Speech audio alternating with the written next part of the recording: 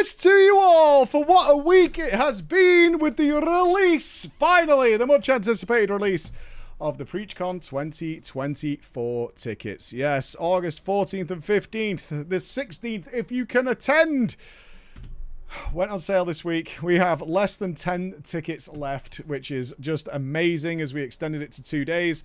I was amazed that it actually worked. I thought you guys were all kind of trolling when you're like, we just want an extra day of doing all the stuff. We want the extra day.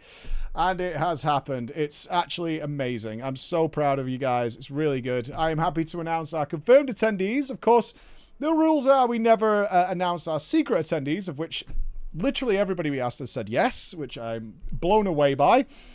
We actually have to get more hotels now. But we will, of course, be greeted by some of your absolute favourites. We will have Mr. Nobble there, Mr. Fat Boss Alex, the lovely OK Mage, Mr. GM, Miss Annie Fuchsia will be joining. But, of course, we have many secrets and surprises ready for you to enjoy your time over here in Manchester. I'm so hyped and so thrilled for it. It's going to be awesome. It's going to be so good. I would have invited Zeppler, but Zeppler literally just moved house. She just moved all the way down to that Florida to live in the swamp with the gators and do all that kind of stuff. So flights across the world, probably not realistic. I wish I could pay for those, but I cannot. I cannot. Otherwise, you end up paying for them, and that's not ideal. So no Diplo this time. No Diplo this time, but many people who are coming and looking forward and are very excited. A lot of first-timers in our special guests, as well as the audience, who are losing their mind. Can you reconsider putting Nups on my team? Nope. No, I cannot. So the sign-ups, I believe, are out now. Am I right on that? For all the competitions and things that are happening at PreachCon for your teams and for the cosplay and etc., etc. Let me double check. I believe they are out and available. Yep, they're done. Cool. Okay, they're out. Yes, as well as the FAQ thread on our Discord. Anything you're wondering, travel or looking to pair up with people for travel. A lot of people do that. They meet up because you're probably, a lot of you coming from similar areas, split the costs, sharing hotel rooms. All that kind of stuff is available on our Discord. So go and check it out. Go and check it out. Team Trolley has signed up. Thank you very much. Yes, there's links there for everything there. So I think there's like 7 tickets left. We sold like 5 more today while we were here. So there's barely anything left, which is amazing. So thank you very, very much, guys. It's going to be a banger. It does mean I can do all the things I want to do. But it's not why you're here right now. We have a journey into Darkest Dungeon. It has been a period of heart rate and stress and enjoyability and fun and death and misery and happiness and all those kinds of things mixed into one. But as we're starting late here, let's get into drama time, where we're going to go with the taxi driver. I will point out, Bex is on vacation, so she sent these and ran.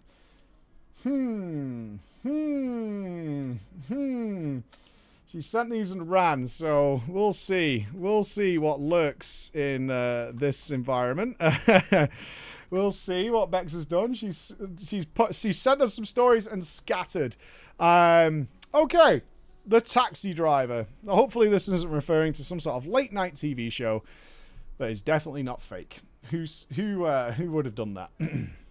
Good afternoon, ladies and gentlemen. Mike and the chat. I want to take you somewhere old. Take you somewhere vintage. No, Mike, not the place you were born. This is not Nazareth. That's kind of rude. I do not predate BC. Thank you very much. I appreciate it, though.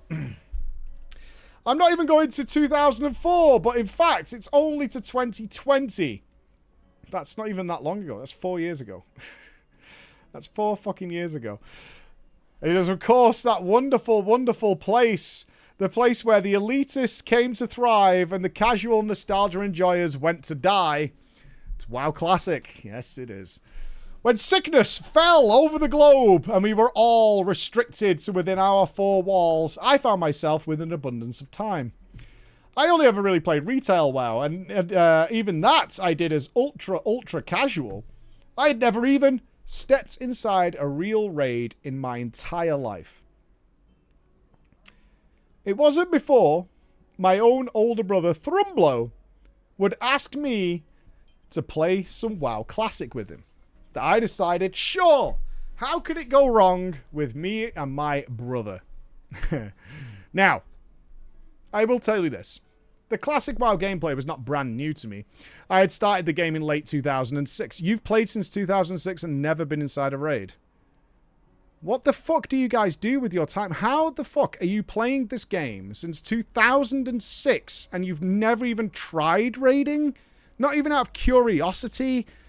Like, I don't get it. I don't get what your day-to-day is. What are you paying for? Like, especially for all those years. Are you just paying to collect, like, badges? And do achievements? Is that all you're doing? I don't understand. What are you doing? LFR is not raiding. Let's clear that up. I don't have an issue with LFR. It's fine. It's there to enjoy and get some nice transmogs and things. But LFR is not raiding. Okay? This is not raiding. This is not what raiding is. It's raiding in the same way that buying that, like, kids version of a tablet is an iPad. Right? That goes moo, moo, ba, ba. Yes, it technically is a tablet. It is. It's not an iPad, though, is it? Like... It's not an iPad. Gatekeeping? Oh, screw you. Screw you. Oh, my God. I'd started playing WoW in 2000. I'm leaving that subject there before you all get angry at me. It's been a brutal day as it is. And I was familiar with the slower pace and the simple times and simpler mechanics of the old days. My brother was an officer and the mage... Of course he played a mage. And the mage class leader in a WoW Classic... all-Finnish guild. Right, we need a guild name from the chat here. Yeah, we need a guild name of a WoW Classic all-Finnish guild. My arrogance is showing. Dude, this isn't even the half of it. I saw a guy in real life who told me he did LFR. I literally spat in his eye. That's arrogance. Right there. I did it like from up high like this. Like this. Like, up and turn my nose right up. Good. Oh, finished. I like that. Finished with two ends. Finished with two ends. I like that. I like that a lot. That's good. And we were playing on the Alliance. As such, I couldn't play the class I really wanted to, which was a shaman. But okay, sure. I do get to play with my brother. How can it go wrong? So, if I can't play my beloved shaman, I will play the next best thing. That sweet, sweet hunter. So, while talking about what I was going to do with my brother, I was going, bro, mate, gonna play hunter. No. You can't play a hunter, dude. Bro, you can't play a hunter. Why? Hunters really suck. People make fun of them on the classic servers. You should play a druid. Well,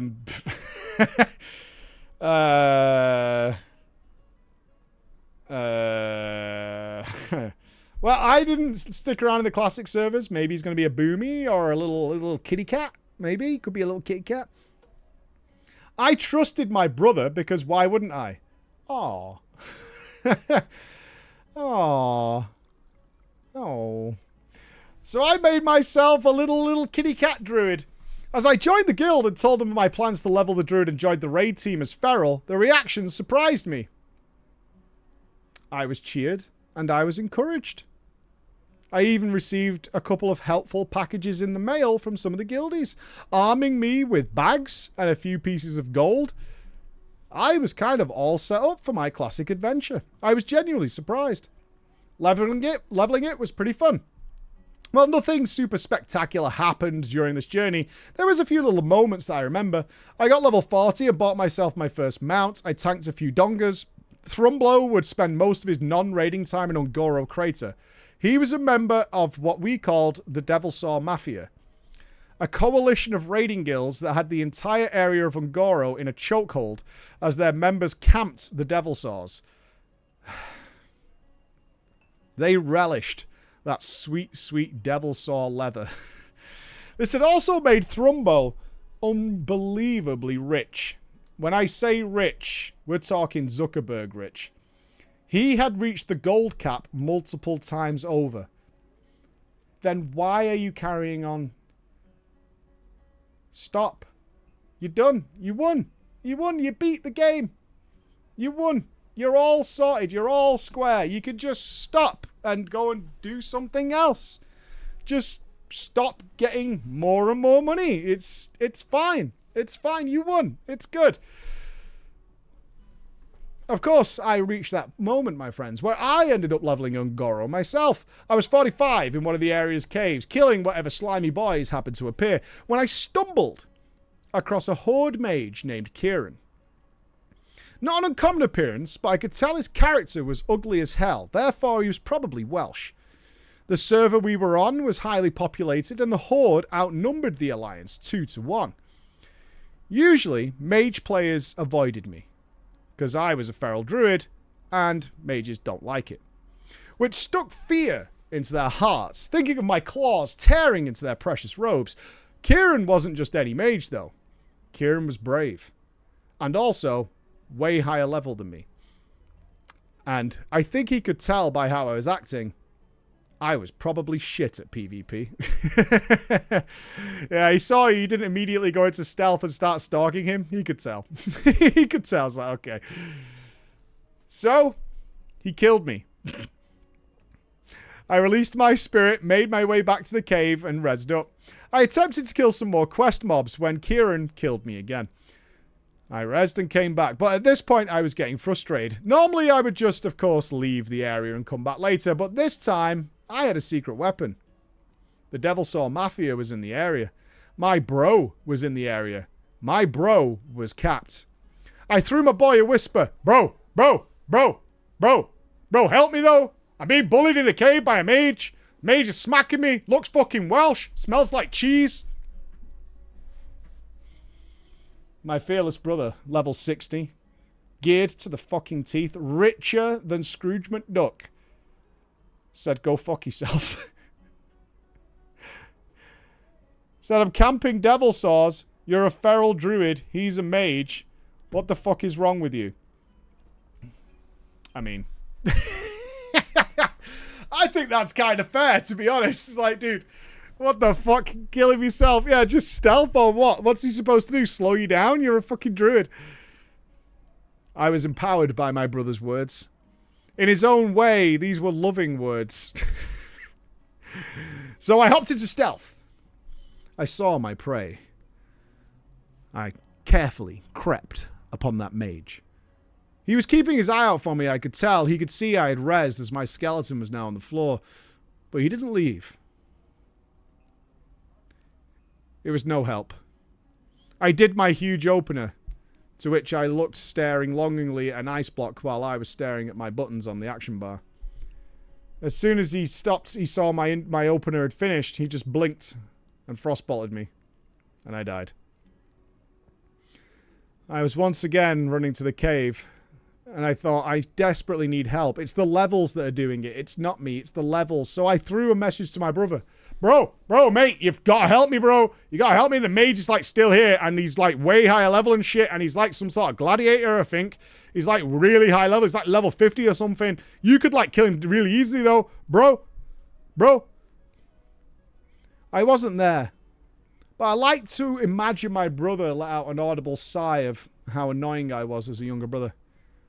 Okay, he said, as a group invite came my way.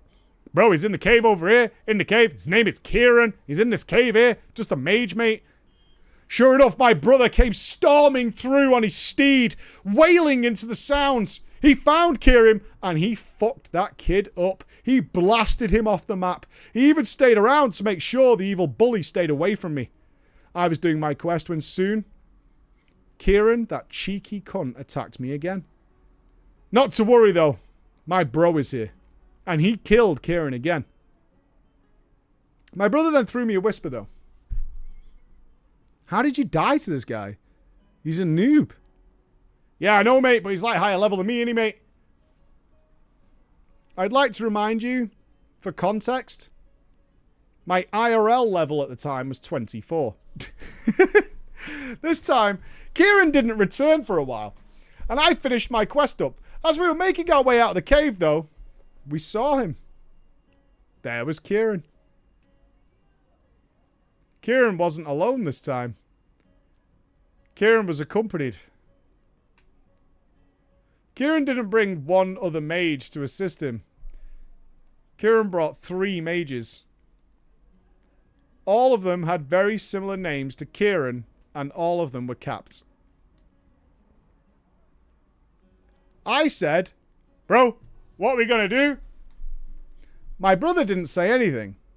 My brother used an invisibility potion and disappeared as the 3 mages blasted me like a fucking star cannon. I tried to go back, but near my corpse were 3 max level mages in a triangle around my body, ready to gank me again. What was I supposed to do? I just released at the graveyard and had a little break as my brother went back to Devil Source. Despite distractions like this, I did get to max level. And I whispered my bro, I'm max level, bro. Can you send me some gold to buy my epic mount? No, he whispered back. I can't give you that kind of money. You have to earn it. I earned this money. This isn't your money. This is my money. You see, your brother's just trying to teach you to pull yourself up by your bootstraps. That's all. With his pixelated gold coins. With his digital gold coins. He did a lot of work to get them digital coins, and he's not going to hand them over to a scrub like you who's dying to a frost mage. And I think he's doing you a favour. I, of course, thought was level 16. I had reached endgame. And while he wouldn't fund my epic mount, he did assist me during the group portions of the Onyxia Attunement quest, and after a little begging, he asked me to gear up my character in dungeons before I could come to raids, but that sounded giga boring, so I didn't do it. I knew that because I was his brother, I would still get invited to the raid, and I did. It was the Zul'Gurub patch of Classic, and my first raid was indeed ZG. I got so much loot that they didn't need.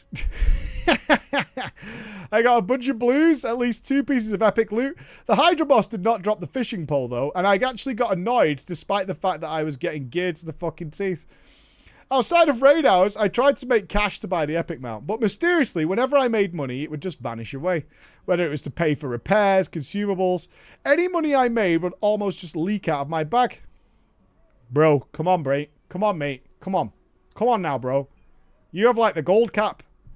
Like multiple times. Just send me a few hundred gold for the epic mount. I have farmed on my own. I have really tried. I only need 600 gold. It's nothing. No. No. You have to earn money. It's not just given to you. I've been grinding for hours and hours to get all this money. And I'm not about to give it to you who hasn't even bothered trying. So I sighed. And soon, it was time for my first trip to the raid we all know and love in Blackrock Mountain.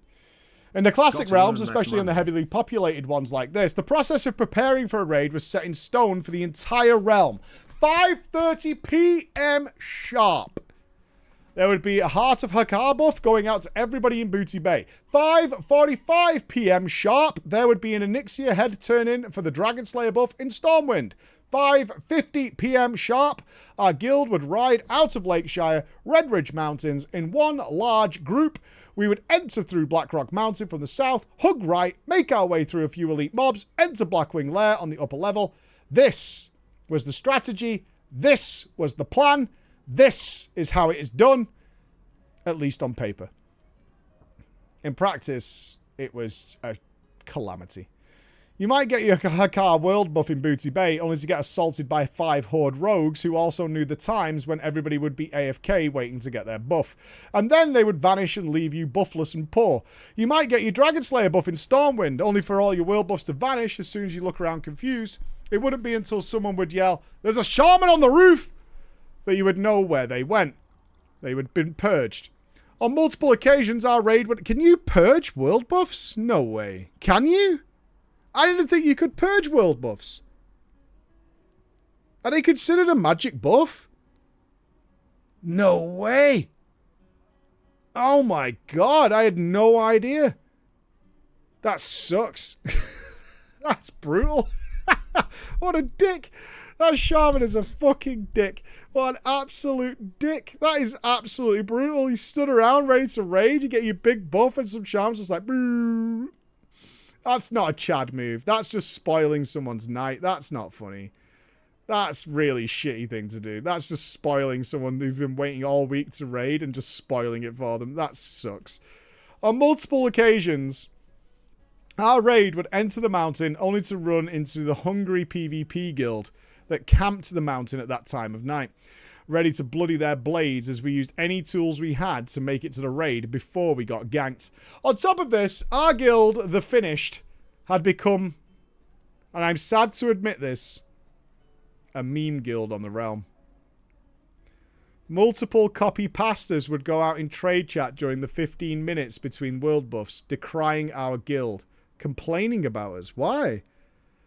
That The Finished were idiots who would turn in the world buff quest half a minute early or 1 minute late. How can you get this wrong? Did you guys actually do this? You fucking idiots. You are idiots. How can you not just wait until the clock ticks? How is this hard? I don't understand how you can possibly get this wrong. It's at 5:30. Even I know the times. I've heard it once. It's at 5:30. Wait till 5:30. Many of the foreigners on the realm would even yell insults at us in badly Google translated Finnish. And this started to happen every raid night. We mostly found all of it pretty funny. It's not funny. You can't tell time. That's not funny. You're fucking 24 years old. And you can't use a clock. A digital clock at that. You don't even have to look at the hands.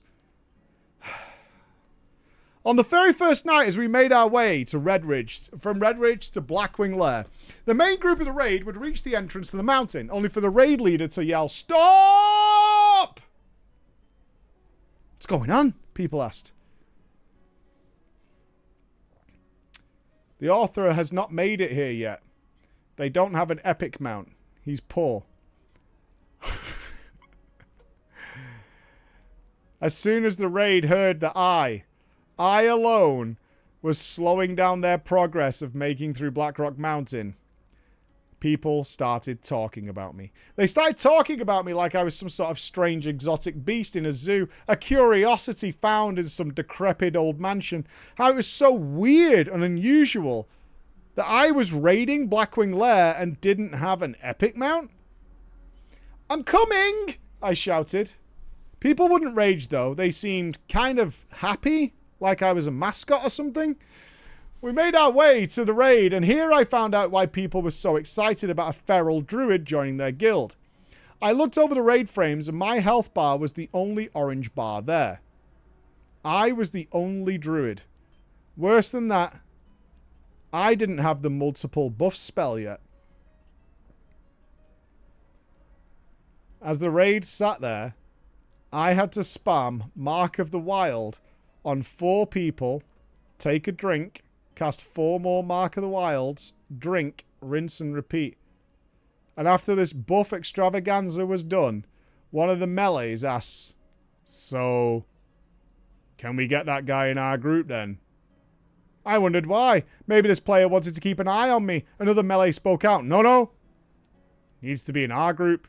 Get rid of this shitty hunter." Mike, despite the years of me playing World of Warcraft, I didn't even know what leader of the pack was. But on this day, my friends, I found out what leader of the pack was. A talented buff for the feral cats like me that would give party members increased crits by 3% whenever I was stuck in kitty form. They were excited about me joining the raid because they needed their crit buffs so they could pass. Oh, classic WoW, how I love you. Honestly, though, I didn't care. Compared to the Mark of the Wild stuff, this was nothing. It just meant I had to stay in cat form and do damage. Like, whatever. All good for me. Now, the first raid night, they geared me the fuck out. I got multiple items, a good trinket, a good weapon. Though not as good as the fishing pole. Is the fishing pole good for ferals? I don't know. The raid ran like a well-oiled machine. We got near bosses, deleted them, fast. Nobody ever died or was ever close to dying. Even the big dog Cremagus, which people thought was going to be a problem, fell over. We reached the last boss, Nephi, made the infamous druid where he made the infamous druid class call, and I was forced to be a cat. And when this happened, all the melees in the raid cheered. Yay! I, of course, was already a little kitty cat.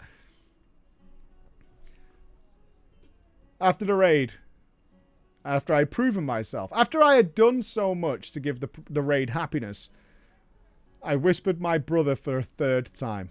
Bro, come on, mate. Just give me like 600 G's to buy my mount. The raid has to wait for me now. It's not even funny. This time, though, my brother gave me a curious answer. Don't worry about it. It's all good. It's all taken care of. The next raid night, after we had gotten our world buffs and dodged the rooftop shaman's gaze, as we were ready to ride out of Redridge, I received a couple of whispers from the guildies. The whispers were like this. Hey, Arthur, I'll put you on follow, okay? And I'll follow you. Don't kill me. Soon it was even said in voice chat. Hey, Arthur, I'm just going to put you on follow and go take a pee, okay? Father Mike.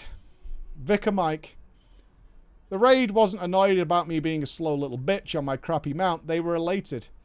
This meant they could set their characters to follow me and ride from Redridge all the way to fucking Blackrock. And because their mounts were faster, they would never fall behind. I was the only one who needed to manually ride there. On my slow-ass mount. We made our way from Redridge, or at least I did, with about 30 people tailing me on their epic mounts. This was my life now. This was my role. This is why I was invited, and this is why I wasn't allowed an epic mount. I was to show up at the raid, taxi drive for the entire guild to Blackrock Mountain, going so slow that they had time to go to the bathrooms or make a sandwich. Then when I got there, I was to demount, buff everyone with individual marks of the wild, sit around, drinking water, rebuffing, meowing occasionally as the warriors and rogues reached for the stars on their damage. I would, of course, get the occasional loot for doing this, as well as any and all druid tier, since I am the only frigging druid. And one time on our ride to the raid, I made a quick detour and jumped over a lava pit while the characters following me were fast and would not fall behind. They wouldn't copy my jumps, of course, as anybody knows. As such, they would get stuck in the lava pit, while most players noticed my little prank because they weren't actually AFK. They literally couldn't be arsed steering their characters. I mean, I've done that. There ain't nobody hearing this story who hasn't done that. It's like, I'm just going to put you on follow a minute. I just watch as it happens. Did you need to go to the bathroom? No. I'm just letting you do it, honestly. I just rather let you do it. Ain't no problem. Ain't no problem. And we've all done it. We've all done it. A few of the people were actually AFK and would leave their characters to burn to death in the lava, taking away all their world buffs. There was anger, but also the people who didn't fall for it found it funny, so I never really got in trouble. The GM whispered me, though, that was extremely funny. Don't ever do it again. I know. I won't do it. I won't. I promise, I replied. My brother whispered me, oh, no. Don't listen to him. You should absolutely do it again. But just don't do it next time. If you do it all the time, then it doesn't work. Wait a few weeks, then do it. Actually kind of a fucking genius. That's like really sinister shit. It's like, no. You gotta pretend like you did it once for a bit of a giggle and you do it again. The weeks of me being there turned into months. The opening of the gates of Ahn'Qiraj loomed ahead of us, and none of the Alliance players were attempting to get Scarablord, as the Horde majority would humiliate any and all Alliance players that would so much as look at any of the mobs in Silithus. It was almost the time for us to enter the new raid, when I got another whisper from my brother. Hey bro, you should come to Darnassus. I have something for you. So I got on my... Wait. You still don't have an epic mount? If this is your brother buying you an epic mount, you are so trash at getting gold. You had months. You had literally months to get that gold, and you still didn't do it. You are such garbage. You deserve to be this guild bitch. You do. Honestly, you absolutely do. You deserve to be the guild bitch at this point. How have you not even wisened up to saying taxi service leaving 5G a time? Like, you would have made the money just doing that, right? I got on my poor people panther mount and made my way to Darnassus. Once there, I found my brother in front of the bank. He opened a trade window and gave me 800 gold and pressed accept. He said it is time for us to pay for the taxi service. I thanked him for it profusely, bought my epic mount, and the next raid night we would no longer ride from Red Ridge Mountains to Blackrock. Instead, the warlock alts of our guild summoned us to Arncourage, and we would ride from there. Not as a single unit behind a shitter, but as brave heroes of the Alliance to the raid.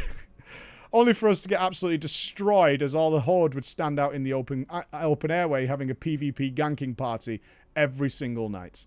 But at least I was no longer a taxi. The end. You, my friend, need to step up your fucking game. Months and months is ridiculous. Absolutely ridiculous. Okay, I'm curious about this one as well. The ice cream machine. Some of these have some very bizarre names today. The ice cream machine. Yes, we will have. Yes, you are correct. We will have live drama time at PreachCon. Yes, we will. It will be one of the stories that is a little too risque to read on the actual show. And as we don't stream PreachCon, we can do it there. Always the extreme ones. So on that note, if you have a particularly extreme story, I don't know what Bexar's already banked up from the ones that we received, but if you have something that's like, well, that'll never get read on drama time, now's your time. Get it sent in. Get it sent in. All right, let's go with the ice cream machine. Mikey, hello and a big greetings to you, Bex and the chat. I must congratulate you, Mike, on an amazing effort on the last Race to World First. Thank you. The charisma you brought to the casting couch was a huge reason for success. I hope you sank many beers after the long hours Scripe put you through. True story. None of us got drunk at the last Race to World First, which is the first. I got a little bit drunk with Roger, but no, I'm not even sure why. I think we were all really burned out and we basically sat around talking to each other. We had drinks, we had beers, but we didn't get hammered. Every other Race to World First, I've been pretty hammered afterwards, but not this one. We all just wanted to talk to each other. It was a little different, but it was fun. It was very fun. Yeah, it wasn't a bad experience. It just, usually we do get hammered, but this time we were just all like chilling and talking and having fun with friends. Gross, right? Now, I guess I start a drama story on how my guild raffled off power infusion and how great that went. But whilst I have no more stories from the present, I do remember the things that happened to me in the distant past. I've been growing up lately, maturing, I believe. And I've had to reflect on where my love of gaming, and specifically MMOs, has come from. Okay. Yeah, you're doing some sort of, like, spiritual journey through your gaming history. I've thought back to times at university, missing lectures, staying up to the break of dawn playing World of Warcraft. And before that, to my weekends playing Halo with my friends on the Xbox in high school and missing lessons. Okay. I have realised, however, that my love for online gaming extends further back than this. Way back to a particular game that not only founded my love and joy of gaming, but also taught me valuable life lessons that I would carry through into my adult years. And it's not World of Warcraft. Yeah, it's going to be like Pirate Adventure or fucking Haribo Land or something, isn't it? It's going to be something horrible. It's got to be that. It's got to be something really dodgy. So much did this game teach me about the struggles of life as a young man entering adolescence. I'm trying not to read ahead, but my brain is going. A young man trying to reach adolescence. It's got to be old, right? It's got to predate, say, World of Warcraft. So it's my era of high school gaming, I suppose. GoldenEye? Mario? I don't know. Hopefully not like Resident Evil or something like that. Oh, he said online gaming. Yeah, I don't know. What MMOs were out then? PlanetSide? Could be PlanetSide, RuneScape, EverQuest, something like that. All right, let me keep reading, because we're all going to guess.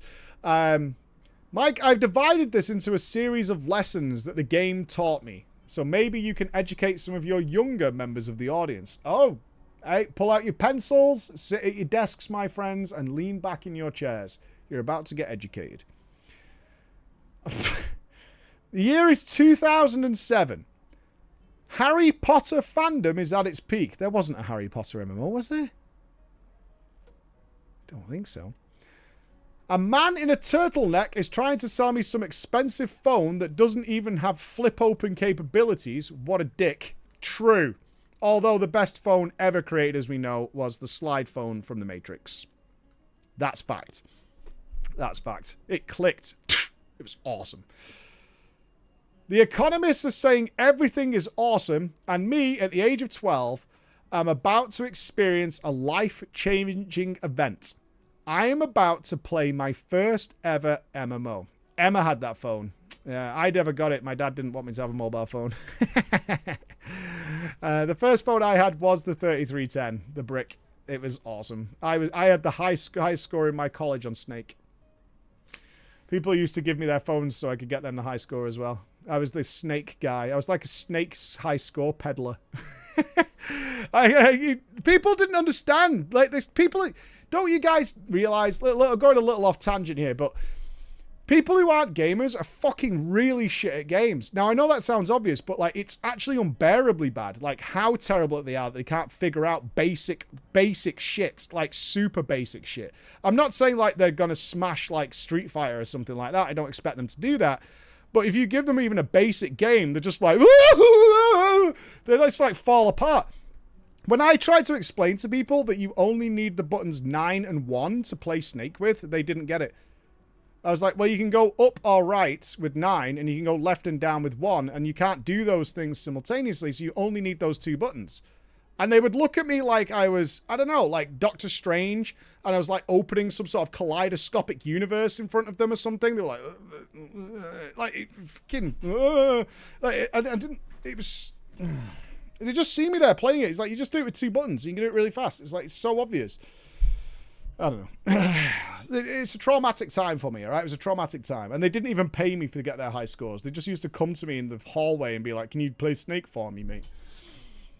Anyway, back to it. The economists are saying everything's totally fine. And me, at the age of 12, I'm about to experience a life-changing event. Experience my first ever MMO.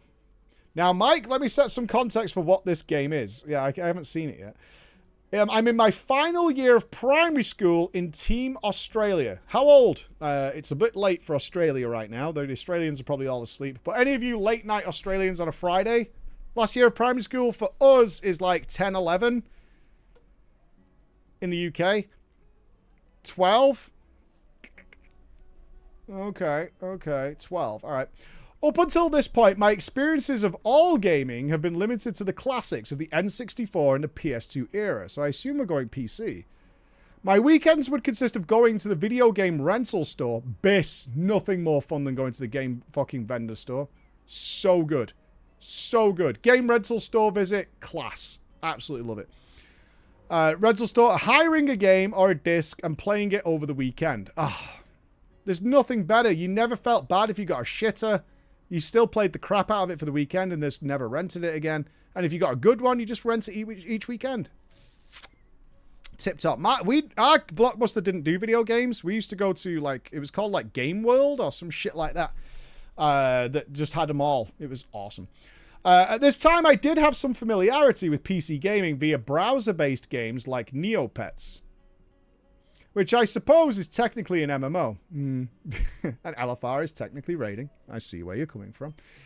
But due to the internet infrastructure in Australia, well, it was kind of non-existent. Console gaming was certainly still the king. Most houses in Oz had under 2 megabits a second back then, compared to USA, where the major regions had a minimum of 5. As a young boy, on the cusp of adolescence in my final year of primary school, I am by no means what you could label a gamer. I would mostly spend my time playing in the disgusting, yet at the time wonderful, outdoors. I would play handball. What the fuck is handball? Handball? Isn't that just throwing a ball? What's handball? Handball? What is it? Isn't that just throwing a ball? American football? No, I don't know handball. I don't play handball. Ball with hand, thank you. No, I've never played handball, I don't think. Do we not call it tennis without rackets? Are you guys just smacking balls with your hands? Alright. Fucking pause. Why would you just play football then? I mean, we've played football with tennis, volleyballs, footballs, everything. Why wouldn't you just play... It's a European sport. Are you talking about rugby? Handball, Chris. American football. Why don't they call it American football then? Well, because British people tend to do this because they play a lot with their hands. So it's like a joke. Oh, wait, but this guy's Australian. No, it's not. You're wrong, Chris, you pleb. What a fucking idiot. Coming here with your bad information. Well, people call it hand leg and handball. That is a thing. Alright, I'm checking this. I don't think anybody Is there another game called handball, legitimately? From what I can tell from the chat, you throw a ball at someone, they smack it with their hands, so it sounds like an aggressive Australian game. Handball Association of Australia. This is like an entirely different thing. Yeah. Because I know people who call American football handball. You know what this is? This is shit catch. Is that what it is? Yeah, this is people who can't catch. What is Australian handball? It appears to be some sort of little quad court type thing with squares where you throw the ball and something happens. And then I've literally never seen that in my life. And just like ESPN 8, the Ocho, some adults start taking it very seriously. Right, this is like, I feel like I'm watching the people who every year train to catch the wheel of cheese going down the hill. That's what it feels like to me. Huh. Yeah, Australia. Okay, I've got some pictures of the Australian one. There seems to be some sort of Australian court. There seems to be some sort of uniform, like a tennis uniform, and they are in like these squares. What's the aim of the game? To get the ball to hit the square? Well if it hits the floor, you lose. Now, Denmark what are the the fuck? That's not handball. champions. Oh, I see so why you hate it. when it says on the art, okay, so it seems like Europeans don't know what handball is either. Whereas clearly, as our author is Australian, this is Australian handball. This is like so needlessly confusing. Well, you know why? Because it should have a different name, and then we would all know what it is. Because you know when I say, like, baseball, we all know what that is. Right? Basketball. We all know what that is, and it's very simple. That's foursquare. That's not handball. I mean, sports are just dumb. Well, I'm sorry, Europeans, who are mocking me. You don't know what handball is. Now I know. Ah ha ha ha. See, this is why I do my research. Pff, pff, losers. Anyway, my boy is playing Australian handball. Get out. I'm outside playing Australian handball, roaming the streets on my cool Razor scooter, and most importantly, lusting over that one pretty girl at school, Shalana.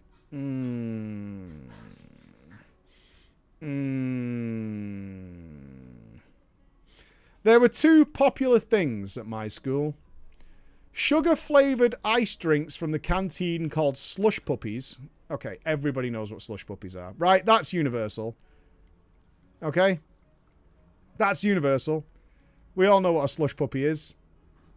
Yeah? No, I don't believe you guys. You can fucking Google it yourself, right? You fucking Google it. Was there another controversial? No, they're now pretending they don't know what anything is. I can ask the chat right now if they know what television is. They'll be like, oh, it could be anything. Slush puppies. Oh, yeah. Yeah. See, Chris knows a slush puppy. And of course, Shalana. Shalana was a very big deal at my primary school. If Shalana had it, everyone had to have it. If Shalana wore it, it was the hottest, sickest, dopest fit of the entire summer. Need permission to use the monkey bars at lunch? You better ask Shalana. Shalana was clearly the big fish at our school, and I was Simpimus Maximus. I had fallen for her hook, line, and sinker. Throughout the year, I would endlessly hang out at Shalana's group at lunch with others just to try and catch a moment of her time. Oh, dude. Oh, God. Sometimes she would look at me. She looked at me with her eyes. I think we're getting married. It's happening. It's happening. There were several of us who would look at her like adoring fans waiting to get an autograph. Me and others would gather around and hold our breath to hear what her plans were for the weekend, only to dream that maybe we would be there too. If she was going out to some sort of club, maybe our parents would take us there too. What if she was going to the local lake? Maybe our parents would take us there too, and we would be together in the same place while not at school.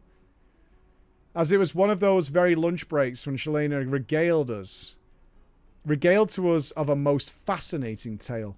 Shalana informed us that over the past weekend she had bought a new apartment and moved in. Isn't she 12? I assume I mean her parents. Yeah.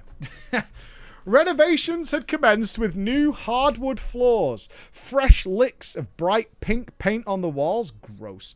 The dining room and bedrooms custom made with the hottest new designer furniture. And best of all, it was free. But how did this 12-year-old girl manage to secure such a great property, you wonder? Well, she went on to tell us that a new hotel... Is she just full of shit? Is she just completely full of shit? She went on to say that a new hotel had just opened up. A building with endless rooms, dance floors. Oh. Yeah. Dance floors going 24/7, beautiful terraces, cafes to mingle, and of course, the best swimming pool of all time. She was moving into the Habbo Hotel. Never played it, only aware of the pool's closed. Yes. I mean, to be fair, we know most of the MMOs. It makes sense. It was one of the ones we guessed. Snades. Was the pool closed? I don't know. Now, Habbo to Hell is, as some of you may know, is a very strange online game. It is closed now, right? They had to shut it down. For those unfamiliar, it was a game very popular with teens in the mid-2000s and essentially played out like a virtual chat room where everyone was living in a big hotel. And you could go to visit your friends' rooms and hang out, go to the pool and have a swim, go to the club, drink some non-alcoholic pop and dance. It was a weird intermediary game for those kids that had outgrown the likes of Club Penguin, but had not yet reached the full maturity required to, go to real hotels or play real games. The premise of Habbo Hotel, for those of you who missed it, was very simple. You would create a room decorated with furniture, customize your outfit. Little did most kids like myself know at the time, however, but it was also one of the darkest, seediest underbellies of all video games of the 2000s. I believe that's why it's closed, right? It was just festering with pedophiles. Was that not the case that it closed? It was just festering with pedophiles and shit. Yeah, it was, right? That's why it ended up getting closed down. It was just like a breeding ground. It was like a petri dish or some shit. It was entirely plagued by scammers, cult enrollers, and perverts, of course. Cult enrollers. Indoctrinating people through Habbo Hotel. Kind of makes sense. Get them while they're young, right? Impressionable. They still believe in things. In case there's any kids listening. Many of the kids that I know who played it grew up to be gambling addicts from the hotel's many player-run casinos, and unknowing children became obsessed with capitalistic hunger, stealing their parents' credit card to pay for limited edition furniture, or Fernie as it was called. But on the first day returning after hearing of Shalana speak so highly of the hotel, I came home, sat at my computer, and Shalana was right. I found out real estate at this Habbo Hotel was going cheap. All it took was a hastily made Hotmail email address to get in, no down payment, no crippling mortgage, and best of all, I was going to be neighbors with the hottest girl at school. Oh, you loser. Not to say, I just want to be clear, you're 12. I did some real loser shit when I was 12 as well. It's all right. It's all right. It's all part of the game, kid. It's all part of the game. Listen, hey, this is what I promise you guys, our wonderful audience across the world. When my kids do the most embarrassing shit ever, you'll hear about it. That's going to be a content farm. I can't wait. It's going to be great. The next day, I informed Shalana that I was would joined the Habbo Hotel. And she spoke the words I always dreamed would happen since the day I entered her wonderful, beautiful, starry-eyed gaze. Oh, cool. You should come and visit my room after school and we can go for a swim at the pool. I had done it, boys. Boys, ring the bell. Ring the bell. I'm in. In my brain, I was going on a date with the queen of the school. Now, at the age of 12, I certainly hadn't had the birds and the bees talk. Really? Huh.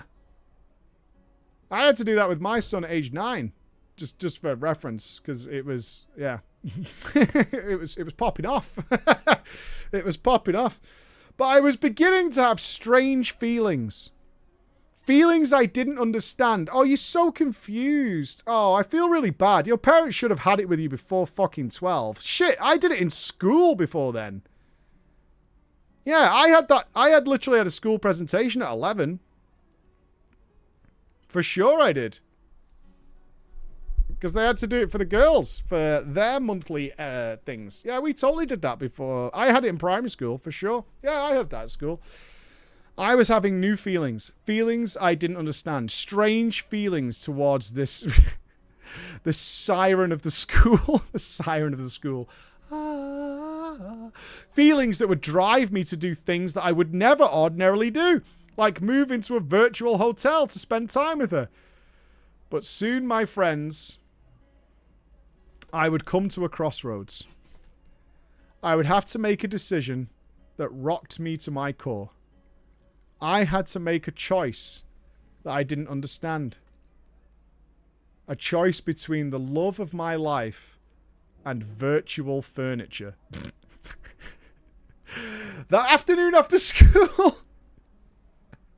I don't understand what these feelings are. I'm getting weird butterflies in my tummy. My junk is fucking waking up and looking around like some sort of fucking worm. But that is a sick couch, though. That is a sick couch. It's really good. That afternoon after school, I logged into Habbo Hotel and I clicked on Shalena's room. And it was grand. Fine wooden high chairs surrounded a fully finished kitchen complete with minibar, pantries, the living area, a plethora of plush chairs, Arabian rugs, decorative statues. Her walls were lined with all sorts of priceless antiques, and even a phone box in the corner that magically teleported you to her many other rooms, and even more exotic furniture. Cool, right? Shalena types into the chat. This is beyond cool, I thought to myself. This is ridiculous. How did you afford all this, I asked. But coolly ignoring my message... she instead talked about something else. I'll show you my favorite thing. Her favorite... All of these things were beyond the coolest things I'd seen in this game that I'd been playing for a day. What could possibly be her favorite? But before I could even think, there it was. Nestled in the back of her living room, standing shiny and tall. The ice cream machine. She strolled up to it, interacted with it, and ice cream, complete with a cone, appeared in her hand. I just had one thought. I need this. I need this now. And some part of my brain unlocked. And it wasn't the mature, sexual adult side. It was gamer instinct. I knew then I would do anything to have these pixels. So lesson 1, girls are sweet. After giving me the tour of her room, she then asked me to check out my room. Sure. Girl in my room. Bonus. My room is poor people. Not so good. It was an empty 8x8 box with no windows. I recall my only furniture being a simple wooden chair which I had placed in the middle of the room facing the door, so it somewhat resembled a heroin addict's den. Now most girls, I imagine, would look at this and think I'm in immediate danger, get out. It's not real. Just a reminder. But not Shalena. She was sweet. She looked around before trading me a small wooden table to match the chair, she said. I accepted the trade and placed the table in front of the chair, and to her credit, the room had improved from a creepy exorcism room to more of a cool gangster interrogation room type of vibe. At least that's what I saw when I was 12. It's okay. Everything was going so well. I was having fun hanging out with the dream girl. I was having a blast and feeling the flutters of boyhood love. But back in my mind, that ice cream machine, though. Think about it. You could get ice cream at any time of the day if you had that. People would think I was the coolest. They would flock to my room if they could get ice cream at any time. But how? How do I get the ice cream? I mean, Shalana does seem kind of generous. Maybe she would give me hers. So I typed in chat trying to be very James Bond about it. Oh, hey, Shalana.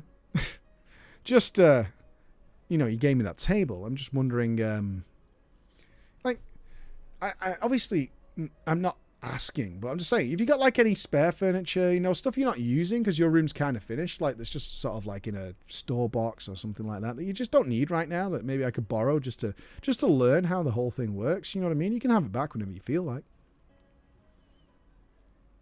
A moment passed before I got a response. Hee, if you play with me, I'll give you some more furniture. You could be like my pet dog for a day, heart. Now, I am going to copy-paste this in case you think I'm going too far. But that is the line with the heart. I've got to be honest, with how simpy this guy is, he's probably up for it. Let's be honest. Let's be honest. The second lesson I learned, girls are also cruel. And so Preach began not only my first MMO experience, but also, sadly, my first roleplay experience. Is she actually going to make you be a dog?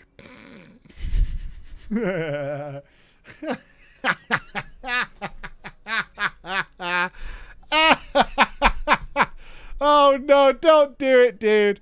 Don't do it, bro. Oh, no. I quickly learned that I'd made quite a bad decision, as upon making our way back to her room, where I thought I was going to get some furniture and just go and hang out so we could play the game together, I was immediately asked to perform tricks, eat from her hand, and run up and down the room, pick up toys she would put down in random corners. She was having a lot of fun, but obviously for me, it was degrading. Even at 12, I knew this was bad. But it was not the most degrading. Nope. The most degrading thing I did to try and get myself an ice cream maker was what she referred to as Bracey. Guys, listeners, wherever you are, if you're driving right now and you're listening to this, just brace. It was what she called walkies time. She would yell it, and then soon we both had to transfer to the public pool, where I would then walk around in front of everyone else on the server, occasionally typing woof into the chat as she followed behind.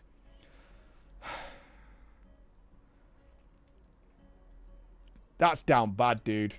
I mean, I said earlier in the story, like when I was 12, I did some shit that I'm not proud of to get with girls, but I mean, I didn't do that. I mean, the worst I did really was like send an accidental message. I walked a girl home that was like 50 minutes away from my house once. Got a kiss at the end of the night, though. Success, lads. And then I had to walk back on my own for another like fucking... It was 25 minutes each way. Walk my ass back again in the night, in the dark. Still got a kiss. All good. Alas, it was all for nothing. As arriving back at her room, she informed me that dinner was ready and thanked me for playing and then logged off. And I got nothing.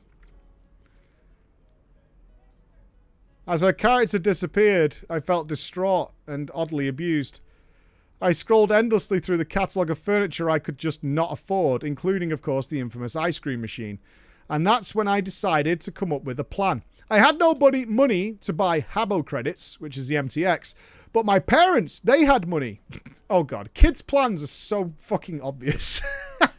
I wasn't keen on stealing my mum's credit card or for them to just give me money willingly without finding out what it was for. I came up with a heist. Third lesson I learned. It's only a crime if you get caught, okay? I simply logged off and went to dinner that night and told my parents of an upcoming school excursion that needed to bring $20 to school in an envelope to pay for the lunch and the bus ride for the trip. So you stole, then. That's not I mean, it's a heist, I guess. You're just a thief. I walked to school the next day with an envelope in my hand like an absolute rich bitch. I remember going straight up to Shalana, exclaiming how extravagant my hotel room was going to be whilst waving my stack of crisp pink $5 notes and informing her that I would no longer be needed to pretend to be her dog. No, no, no, no, no. I would be sitting by the pool, shades on, with a cool homemade ice cream. However, Shalana dropped a bomb on my excitement, explaining that I was still too poor for the ice cream machine. $20 is nowhere near enough.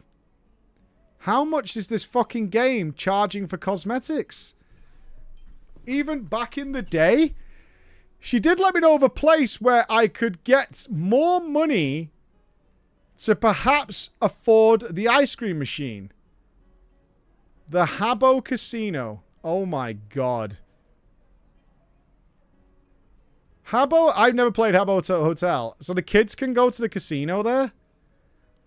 Which uses MTX bought with real money. Habbo Hotel was notorious for having player-run gambling rooms riddled on the servers. Some rollable dice furniture had random number generators, and rooms would be filled with poor children begging for free furniture and gambling away any credits they had. This was such a scam that even if they won Chat looks cute fair and today. square, they would just often get kicked out of the room. But this didn't matter to me, of course, because I wouldn't end up that way. Right. Within just a few hours of buying a Habbo gift card from the store, redeeming my credits, and jumping into a couple of Habbo casinos, I was back down to just a few measly credits and a life lesson which I hold to this day. The hotel always wins. It was massively depressing. I remember feeling disgusted in myself in a way I had never felt before. In the last 2 days, I had pretended to be a dog, barked in what I considered to be a public area, and stolen from my parents. I had been playing the game for 2 days. But there must still be a way to get that ice cream machine. If not by luck, then maybe through love. I thought maybe if I go back to Shalana and ask her to be my girlfriend, she would then be obligated to give me furniture.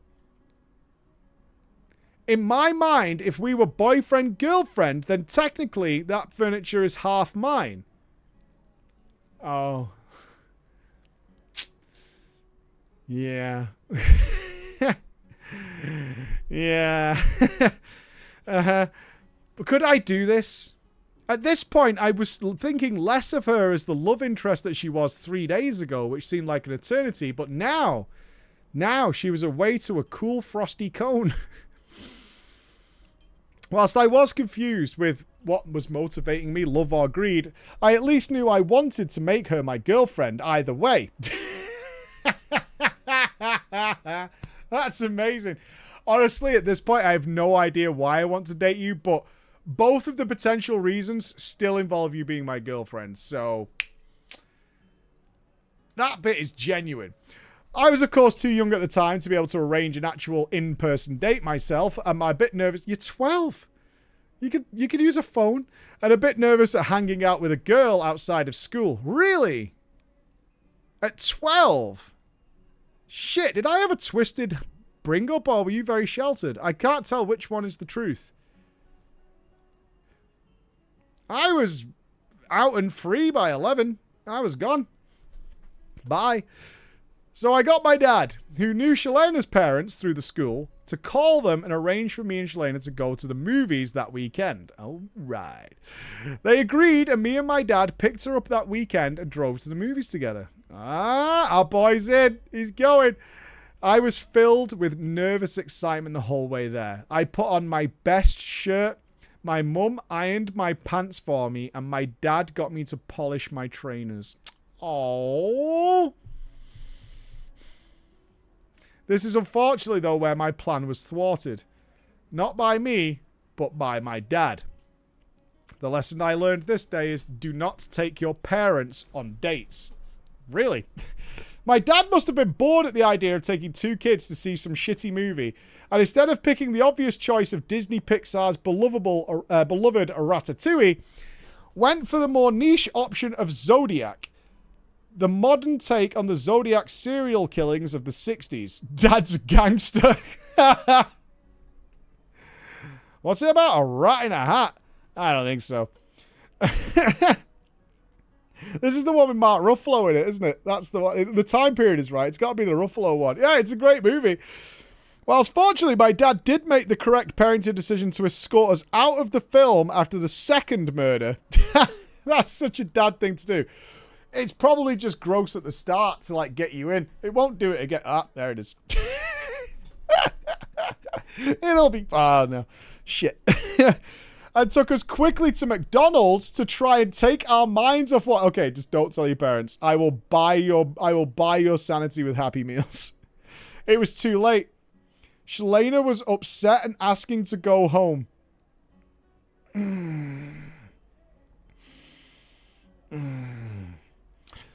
Luckily, we did have some time to kill before the agreed drop-off time back at her parents', which my dad didn't want to change in case it gave the idea of something was wrong. Oh, Dad, what are you doing? Full fucking shambles. I'm absolutely about to take you home, just like in about half an hour or so, okay? Otherwise, they'll definitely know something's up. They'll definitely... Total dad fail. Absolute dad fail. Unbelievable. Because we had only watched 30 minutes of a 2-hour film that we were supposed to see, and with her parents weren't even home yet, as they had taken the opportunity to have some parent time together. Yeah, don't fucking bring that kid back. Don't fucking call me after you say you're looking after my kid. That kid better be fucking dead. I swear to God. That kid better be dead if you're making that phone call, because if you're giving me and my wife some time alone, fucking do not call me. I swear to God. My dad did try and make some good wingman decisions to offer to take us back to our house to play some Habbo Hotel. She instantly stopped crying and smiled and agreed. Dad saved it. Dad saved it. We'll go play the game. Sure. At least back at my house, we were now having fun. She logged onto her account from... Oh, you're going to steal from this girl, aren't you? You're going to steal from this girl at your own house. She logged onto her account from my computer and showed me all the cool new furniture she had. And I was discovering it was actually really cool hanging out with her in person outside of school. At this moment, I was starting to think to myself, I think I do like her in a lovey way. And asking her to be a girlfriend isn't weird. But before I could ask, she got up and said she needed to go to the bathroom. I pointed to where it is and she walked off up the stairs and left me by myself with her account logged in. My hands began to move without thinking. Pulling me closer and closer to the computer, they rapidly went to work dismantling all the progress I had made. My mouse went for the furniture catalogue, picked the most expensive item there and clicked buy as a gift and sent it to my account. I didn't stop. It just lets me click 3 buttons and I could have anything I wanted. So I bought more.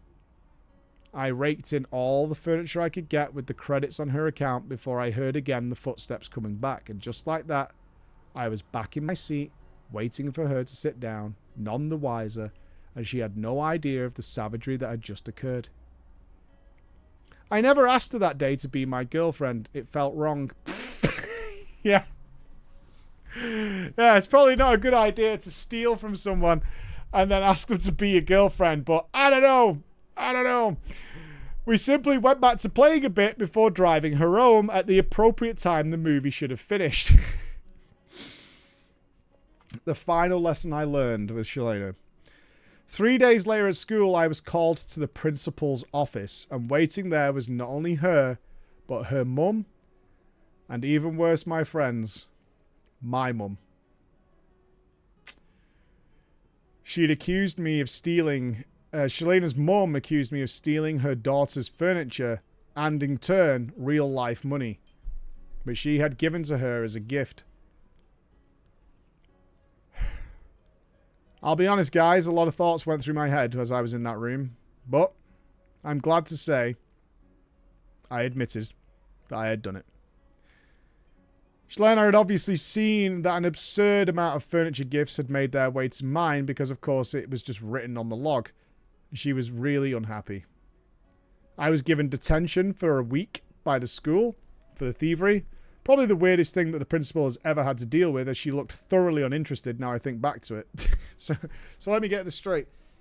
You stole an ice cream machine from her in a video game is what happened. Of course a week. This isn't a school problem. This is a parent problem, right?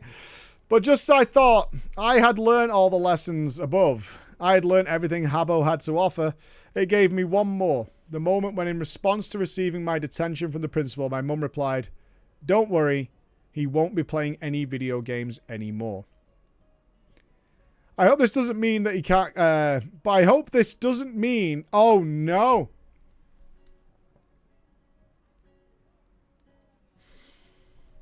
My mum said, "Don't worry, he won't be playing games anymore, but I hope this incident won't prevent him from going on the school trip next week." He was very excited about it. I had forgotten. I had absolutely forgotten. I walked out of that office, not just with 1 week detention, my friends, but a lifetime of chores and my PC unplugged for the following 2.5 years. The end. That's brutal. That's brutal. That's brutal, but also deserved. You did learn the lesson. Yeah. Oh, years? Yeah, for stealing. My dad fucking... Yeah. That would have happened in my house for stealing.